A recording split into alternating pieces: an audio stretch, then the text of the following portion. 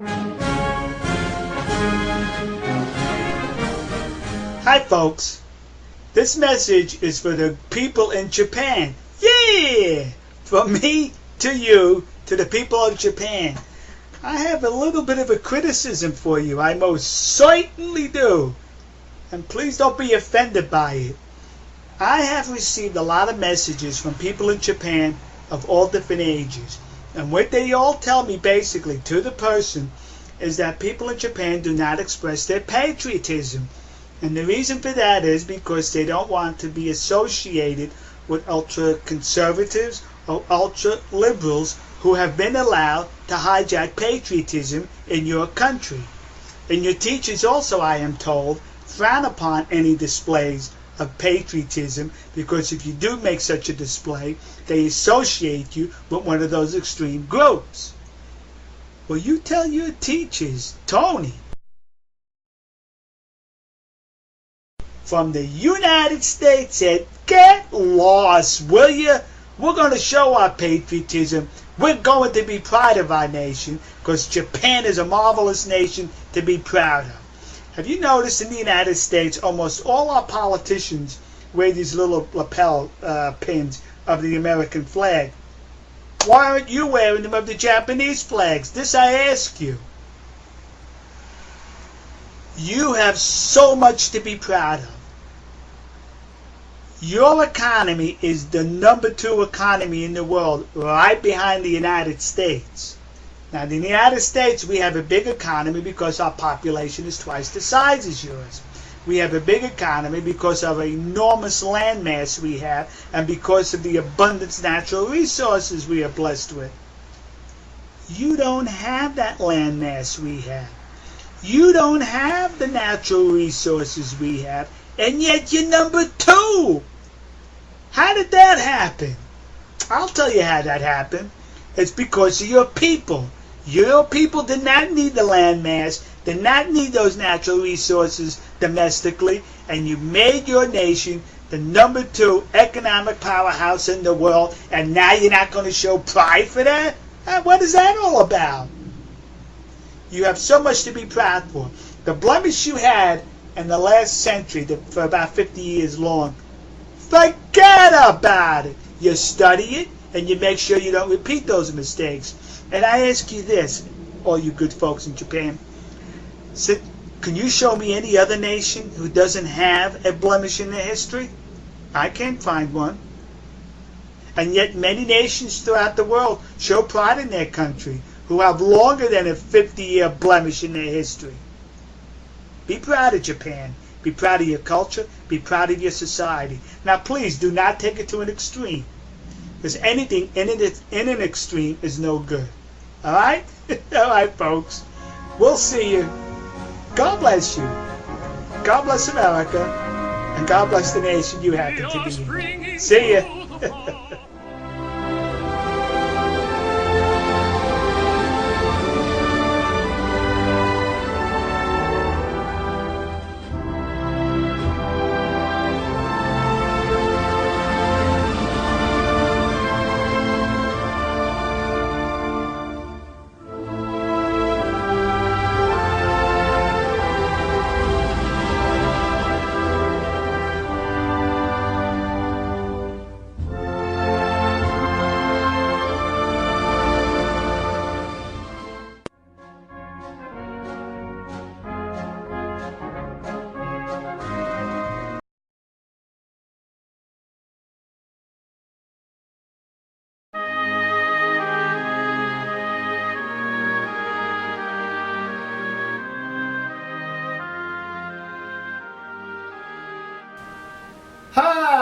Hi folks.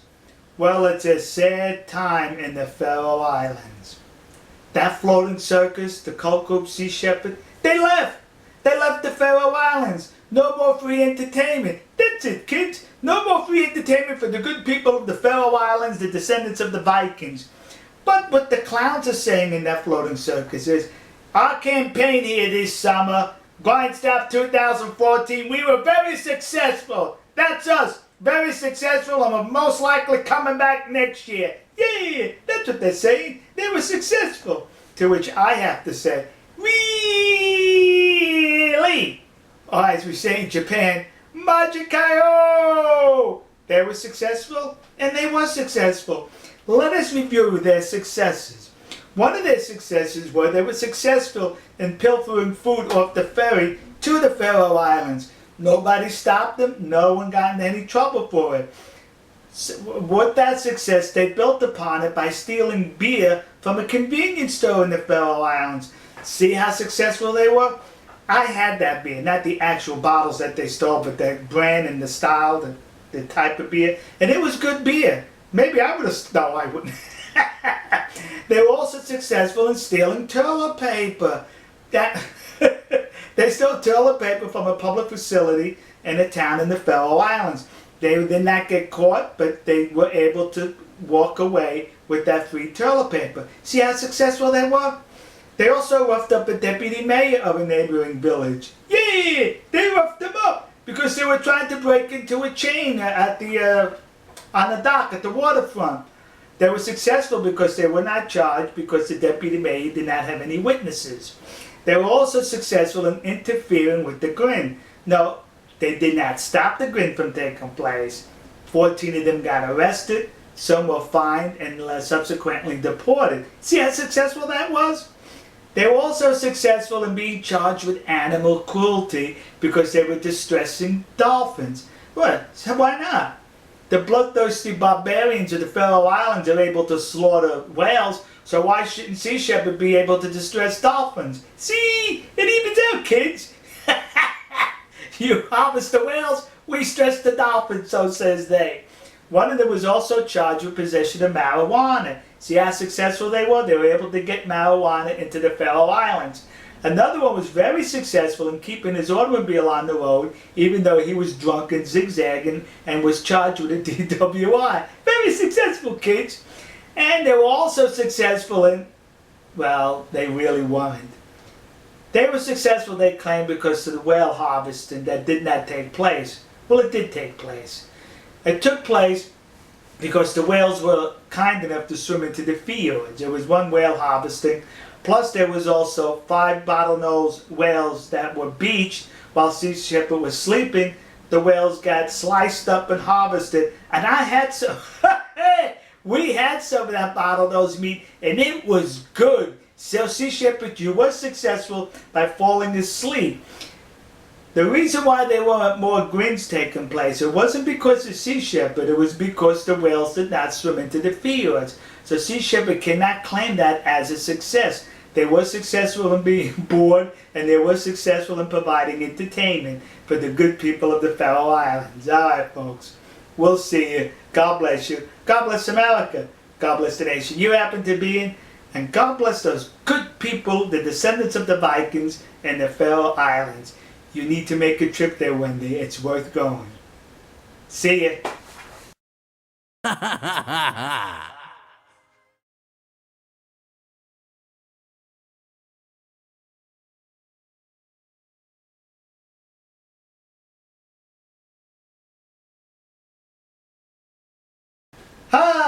Hi folks. First I would like to thank His Excellency, Pope Paul the Watson. You know who he is, the fugitive, the cult leader of that floating circus, Sea Shepherd, for continuing to provide me endless material to make these videos. Recently, His Excellency on his Facebook page, he wrote something in reference to a typhoon that's about to hit the nation of Japan. And in this writing, he was wishing that the typhoon slams into Taiji, destroys all the killer boats, and that whole dolphin industry. Yeah, that's what he's wishing, kids. Now, he did not mention anything in reference to injuring humans or killing humans, alright? But we have to take this, folks. If you're wishing for a typhoon to hit to the level that it's going to completely wipe out the boats and the dolphin industry, a natural residual of that is human injury and or casualties. So if you're wishing for A natural result of that will be B. So he didn't wish for it directly, but wishing for A will cause B to happen. But what's insidious about all this is what the minions write below this. And let's review one such writing or two such writings. One person writes, so you really want it to destroy the city? What about the children who live there? And one of the minions replied, and sorry to be blunt, but the children in Tajir are the next generation of murderers. That's it, kids. Let the children be wiped out because they're going to go dolphin hunting when they become adults. So get rid of them now. Let the typhoon wipe out the children.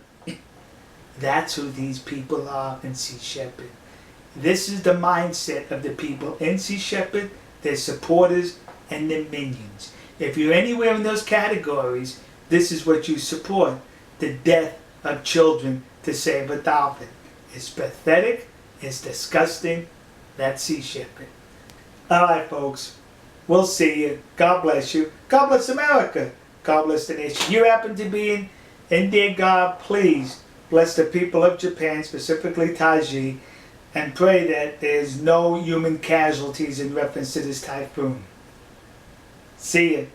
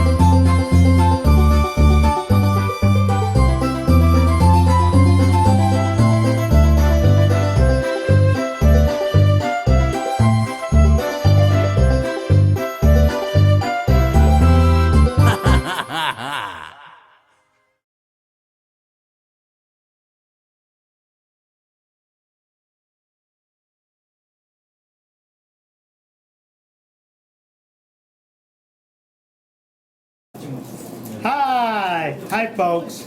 Well, here I am Well, my good friend, I just met him today. My good friend, Charlie Nagatani. Thank you very much. Thank you very much. I'm Charlie Nagatani, singing country music in Japan.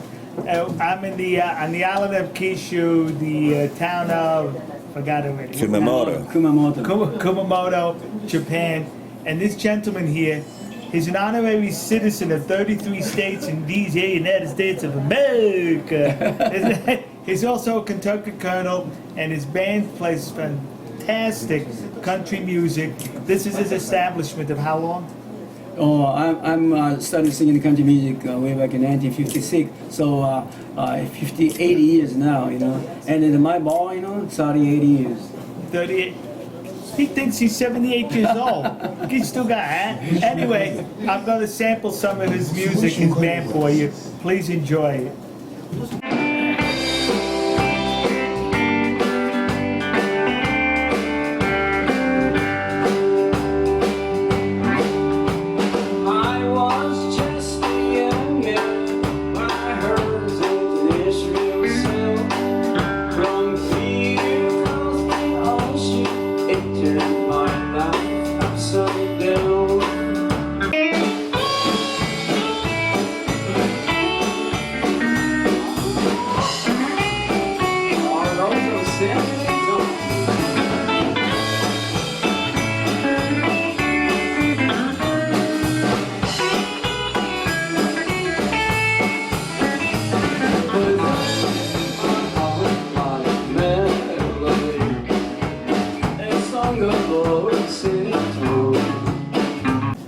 Alright folks, I hope you enjoyed that.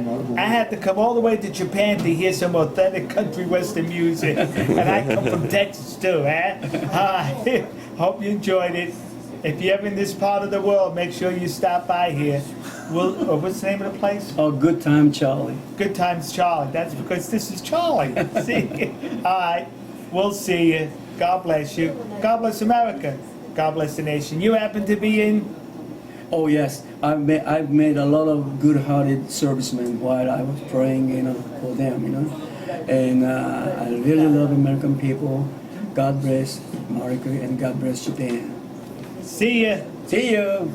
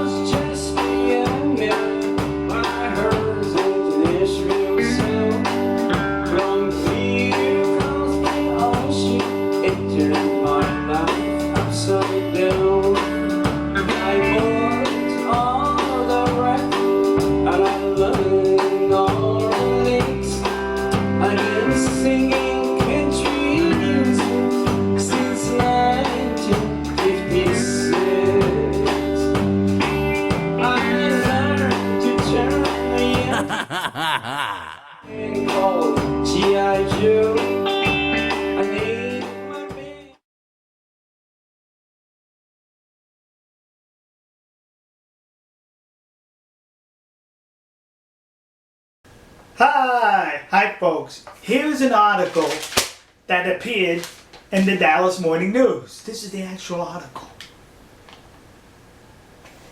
This article is in reference to the Roman Catholic Pope, Pope Francis, visiting South Korea. That's him, kids. His Excellency, His Holiness, is in South Korea, and he was greeted by the President of South Korea, President Park. What's interesting in this article is something I had no idea that took place. In this article, it mentions that in Korea, they murdered 10,000 Roman Catholics. Yeah, that's what they did. They murdered 10,000 Roman Catholics in the span of about 100 years in the 1800s, most of which took place in 1866. Alright, long time ago, right? Is President Park going to apologize to Pope Francis because her country murdered 10,000 Catholics? I mean, she's always looking for apologies from Japan, and every world leader she meets, she brings up the comfort woman issue, and she'll most likely bring that up to the Pope. And I hope the Pope then returns and says, but wait a minute, what about the 10,000 Catholics your country murdered? Where's that apology? You see, The difference is, when those comfort women were serving as comfort women, they weren't murdered. Those 10,000 Catholics, they were murdered. Another difference is, Japan already apologized. And the South Koreans, some of them are saying, it was not sincere enough. I'm sure the Pontiff, His Holiness, will accept any apology from President Park, and I'm sure he will not return and say, it wasn't sincere enough. President Park, do the right thing, social consistency, and please apologize to His Holiness for your country murdering 10,000 Roman Catholics. Alright, folks, we'll see you. God bless you. God bless America. God bless the nation you happen to be in. And dear God, please bless those 10,000 unfortunate souls who were murdered just because of their faith. See ya.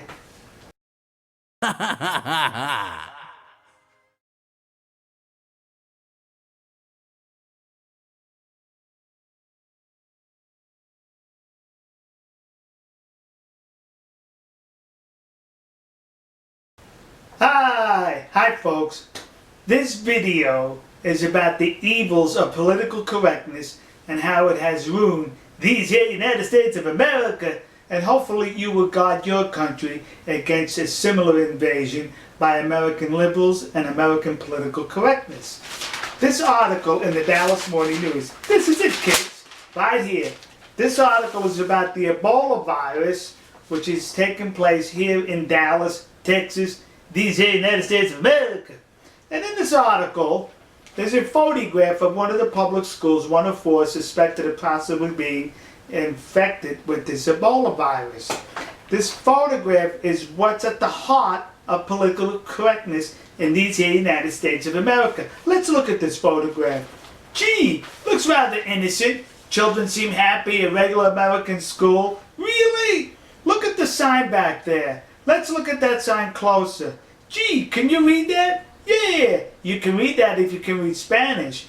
That sign is not in English, it is in Spanish. Now, why would you expect a sign at a public school in these here United States to be in English? We're no longer the great American melting pot. We're a diverse country. We're a balkanized country. That's what the liberals and political correctness brought to this country. These students here are not to identify as being American first. No. They're to identify with their heritage first. Be it their heritage, where they came from, or where their parents came from. That's their identity, and somewhere down the line possibly identify as being Americans. This was a liberal attempt through political correctness to keep this country divided, and they succeeded in not only dividing this country, but destroying this country. Alright folks, we'll see you. God bless you. God bless America that used to be, hopefully will be, but never will be again in the rest of my lifetime. And God bless the nation you happen to be in. And to you folks who are not in the United States, please protect your country from being afflicted with American-style liberalism and political correctness, because it will destroy your country like it has destroyed mine. See ya!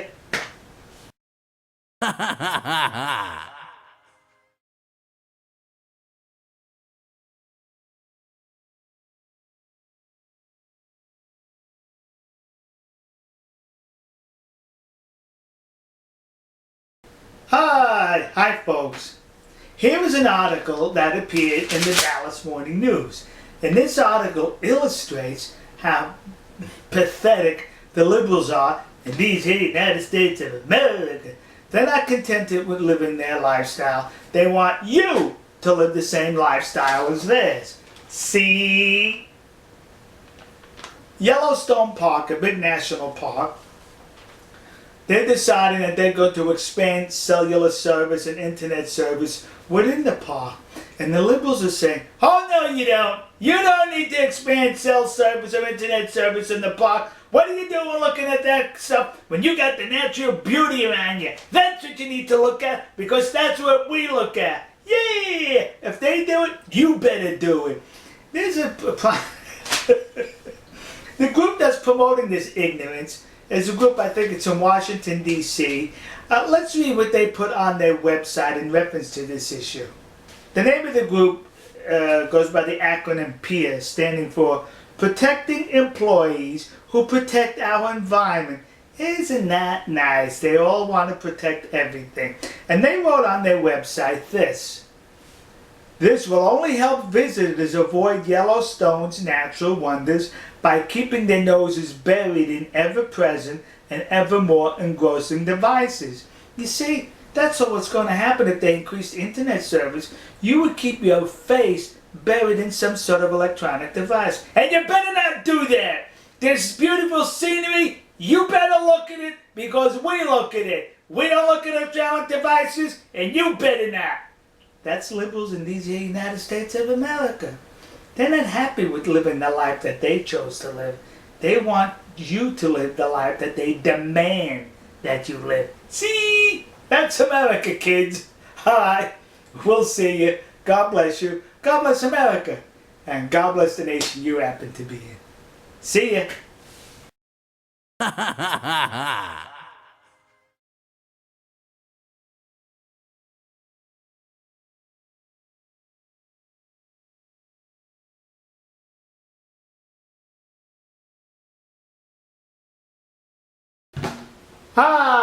Hi folks.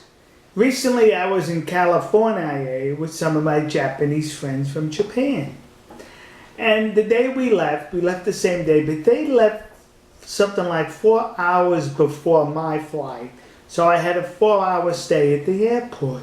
Well, 2 Japanese flight attendants, young ladies, they knew I was going to be at the airport for about 4 hours, so they decided to stay with me. So I spent the 4 hours with these lovely ladies, and I appreciate them very much for being there.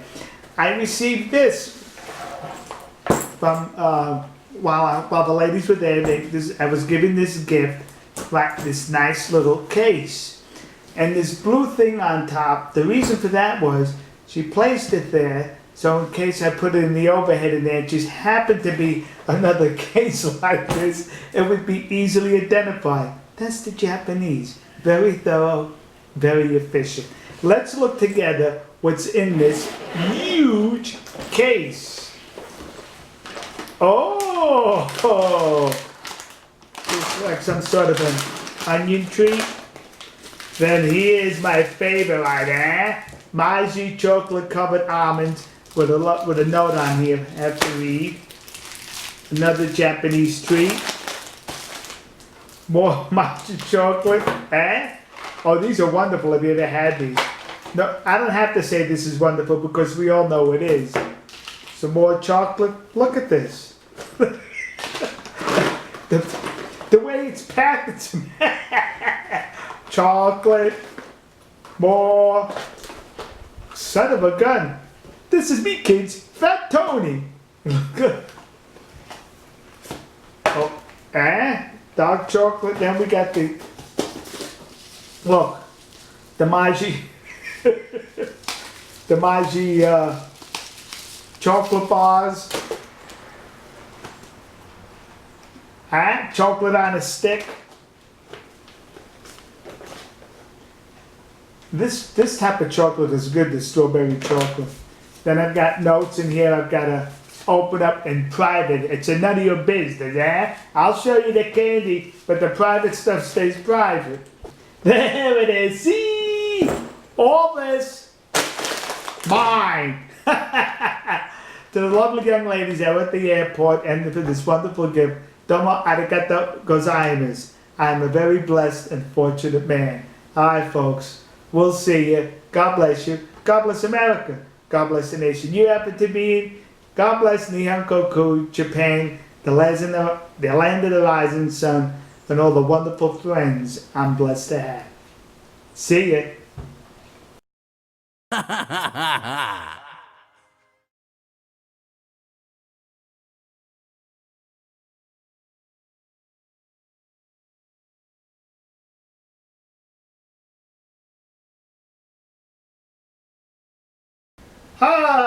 Hi folks. There is a gentleman named Julian Blanc and he works for Real Social Dynamics. And Mr. Black is creating quite a controversy across many continents. That's it, kids. Controversial. He's a motivational speaker, or better yet, he speaks at conferences advising young men on how to attract the opposite sex. And the way he does it in these conferences is rather crude and demeaning towards women. It's not socially acceptable. The words that he uses and the tactics he urges these young men to employ in pursuit of the opposite sex. As a result of his crudeness and his demeaning of the opposite sex, I think they threw him out of Australia. They're looking to ban him in the United Kingdom and in Canada. And there's a petition in Japan because he has a conference in Japan the middle of January. That's it, kids. Gee, I wonder if his conference, How to Attract Women. And he says that being a white man in Tokyo, why it's easy to attract women, and then he makes a few vulgar gestures on what to do with the women. Now, let me tell you something. See the color of my skin? I've been in Tokyo many times. How about I give you some advice on how to attract Japanese women in Tokyo? He charges around $2,000 to attend this conference. Gee, I'll charge you $500, $1,000, half the price, and you and I'll give you the advice on how to attract women in Tokyo. Or how about we do this? I'll give you some advice now, just a tidbit of it. When you come across women in Tokyo, Japanese women that you find attractive or that you desire to date, you know how you're going to attract them? With respect. Treat them with honor, both as individuals, as women, and the culture that they come from. Be upbeat, be humorous, be positive. And most of all, as I said, treat them gently and treat them with respect. Then you'll have no problem with the woman in Tokyo. Come to think of it, I think that formula will work in any city around the world. And now how much did that just cost you? You all owe me $500 each, so send it to me. Now getting back to this gentleman. They want to block him, they want to prohibit him from coming into the countries. I say let him hold his conferences. Let the suckers pay the $2,000. And this conference that's going to take place in, I think it's Tokyo in January, the middle of January, so be it. Let it happen. Forget the petition. This is what you do. You go outside the front door of the conference and you photograph everyone who walks in and you photograph everyone who walks out. You post those photographs on social media to let the women in Japan know these are the gentlemen who attended this conference. Now you make your decision whether you find them attractive or whether you want to date them or not. See, they're engaging in free speech. You engage in freedom of expression. And who wins here? Freedom wins. Very simple. All right, folks. We'll see you. God bless you. God bless America. And God bless the nation you happen to be in. And send my $500 too. See ya.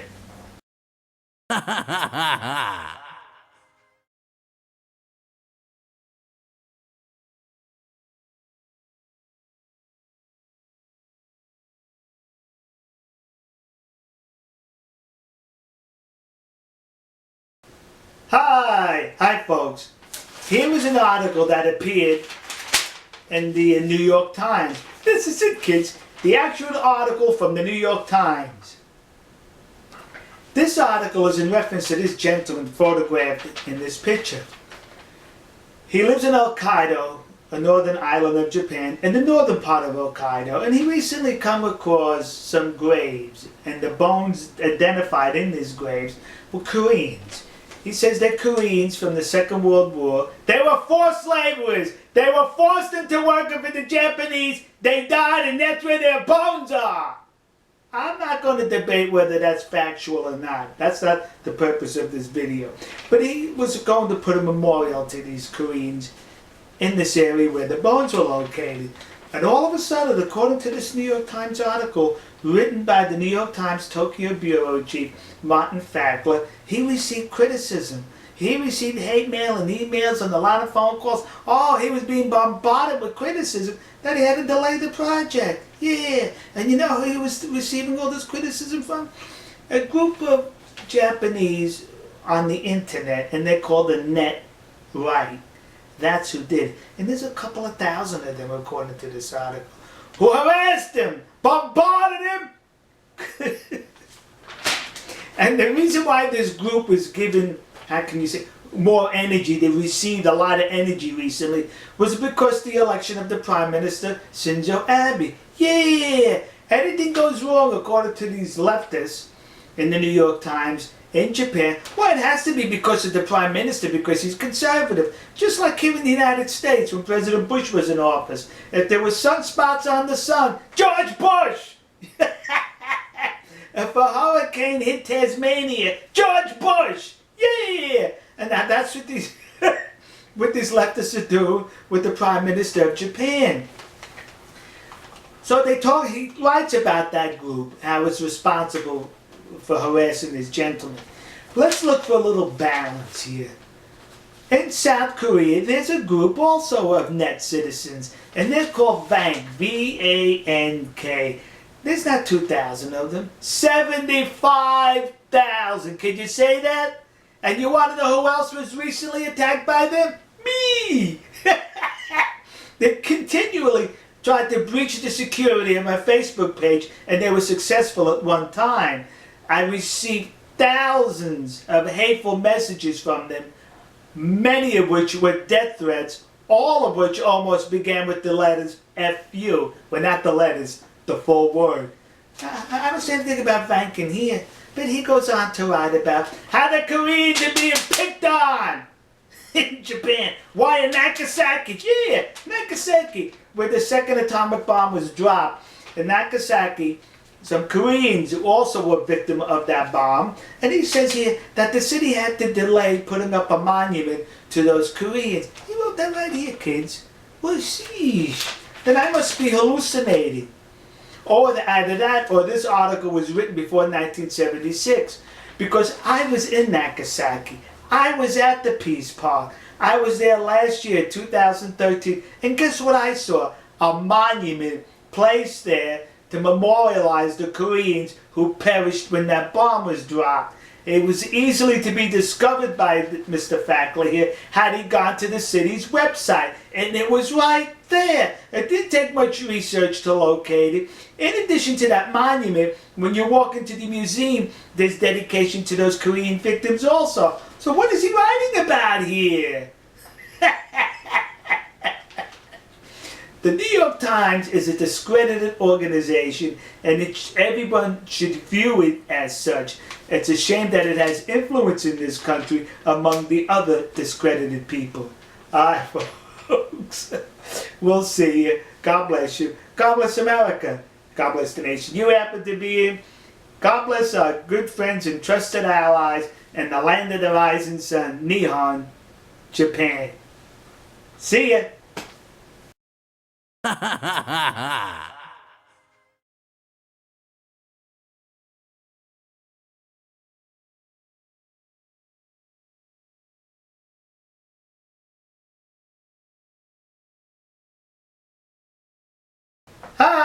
Hi folks. Well, there's a lot of jubilation taking place on the part of Koreans who live on the west coast of these United States of America, and I'm sure in South Korea also. And the jubilation stems from this hunk of junk. Yeah, that's it, kids. The Comfort Woman statue.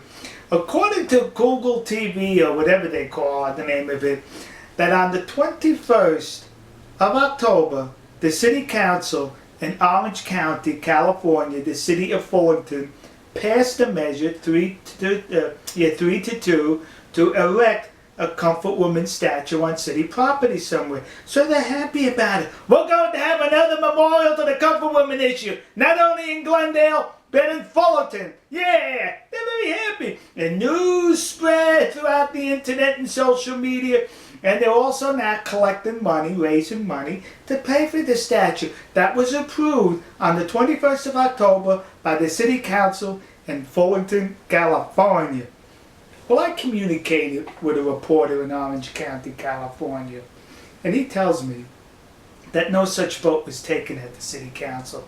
There is no planned statue for that city by the city government.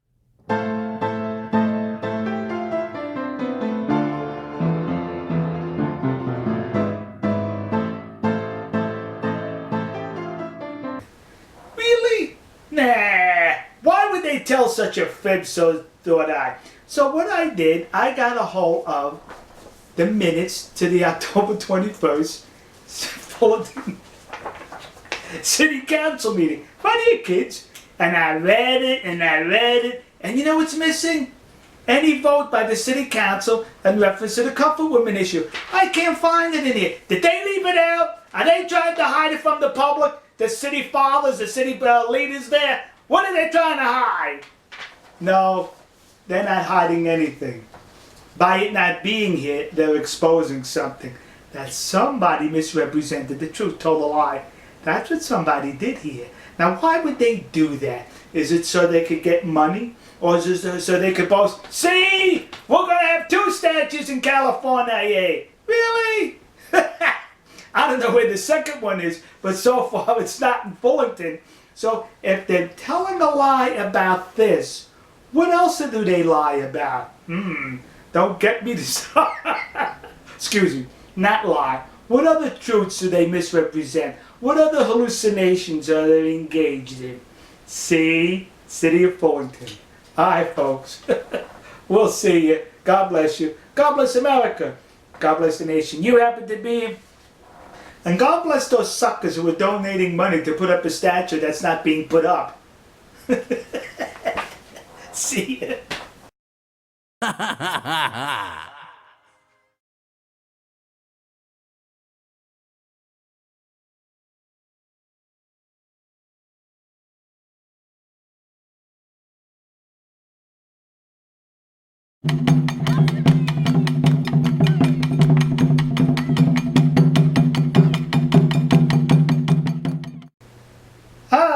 Hi folks, welcome to another video in the series of Why I Love Japan. This is a railroad station in Osaka, and as the train's pulling in, yes, notice the beauty of the train, but look at the tracks and the station. It's spotless, it's clean. You don't see soda cans, you don't see newspapers, any of the traditional that we're used to seeing in our train stations in these here United States of America. Now, it doesn't only stop there. In the same station, the Osaka station, the bullet train is coming in from Tokyo. Now, I say that when the front of the train reached Osaka, the back of the train was still in Tokyo. See if you don't agree with me.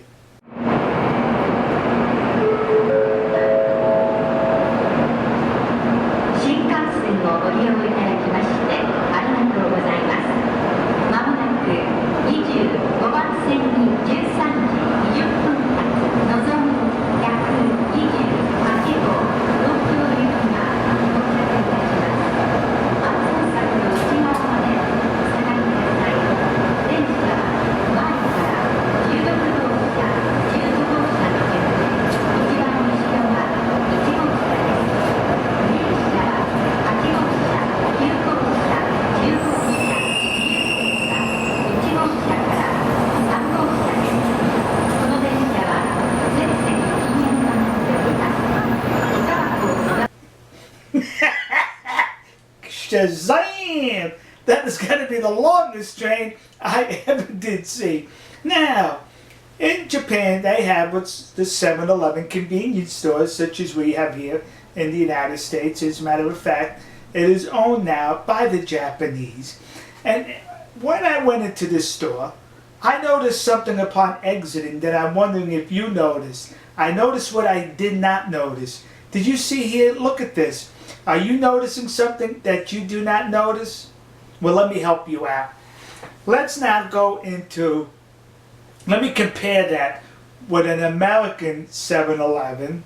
And I'm going to show you the exit door, the exiting from American 7-Eleven as well as a Japanese 7-Eleven, and see if you can notice the difference. What makes it different?